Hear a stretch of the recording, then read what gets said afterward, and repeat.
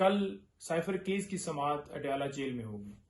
एक तरफ देखा जाए तो इस ट्रायल को इतनी जल्दी से चलाया जा रहा है कि चालान भी जमा हो गया, उसके अंदर कॉपियां भी तकसीम हो गई और फर्द जुर्म के लिए कल डेट फिक्स की गई है। और दूसरी तरफ अगर देखा जाए तो जमानत की दरखास्त के ऊपर फैसला महफूज, उसके साथ साथ क्वैशमेंट हमने फाइल की हुई है कि ये मुकदमा खारिज किया जाए, फैसला महफूज। इस ट्रायल के अंदर स्टे दिया जाए, फैसला महफूज।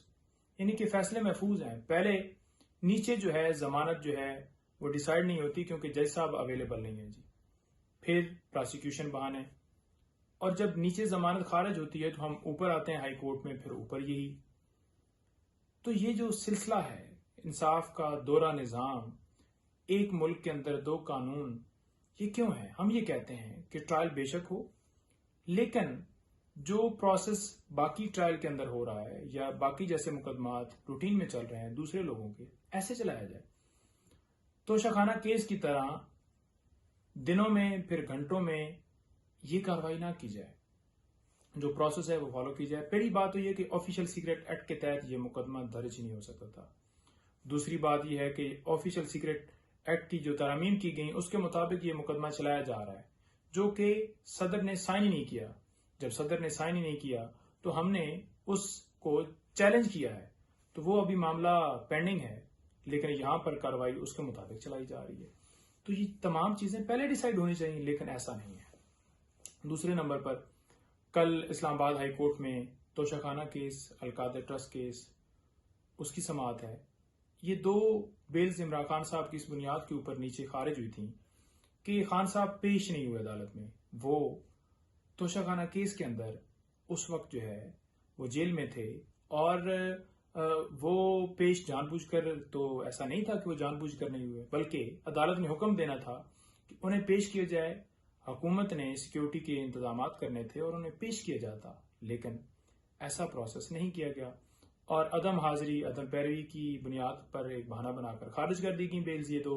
इसके साथ साथ और 9 बेल्स खारिज हुई थी जो कि बहाल हो गई, और इसी तरह इंशाल्लाह ये भी बहाल होंगी। अच्छा, उस वक्त ये डर जो सिर्फ था ना, और अब भी डर सिर्फ इमरान खान साहब की तस्वीर से था कि वो निकलेंगे, तो वो डर की वजह से इन्होंने उनको पेश नहीं किया।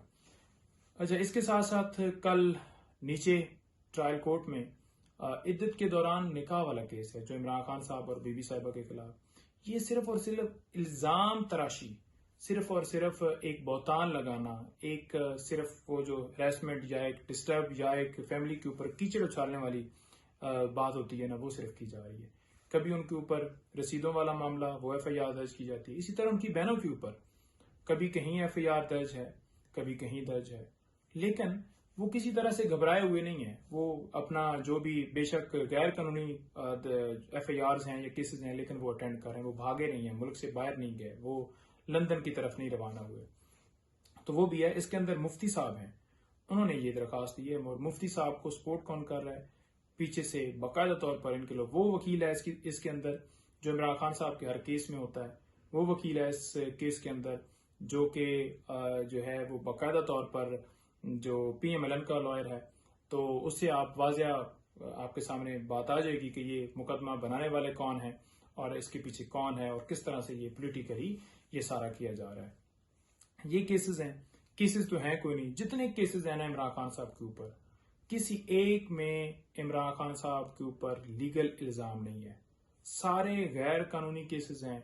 कोई रत्ती बराबर भी इमरान खान साहब के ऊपर जेन्युइन केस नहीं है, सब झूठे हैं। किसी में कोई, अब देखें ना, अदलिया की आजादी के हवाले से अगर एहतजाज निकलता है FIR दर्ज, फलस्तीन के हक में एहतजाज FIR दर्ज, अब 14 अगस्त के ऊपर अगर रैली निकाली जाती है FIR, कुरान पाक की हुर्मती के हवाले से अगर रैली निकाली जाती है FIR दर्ज।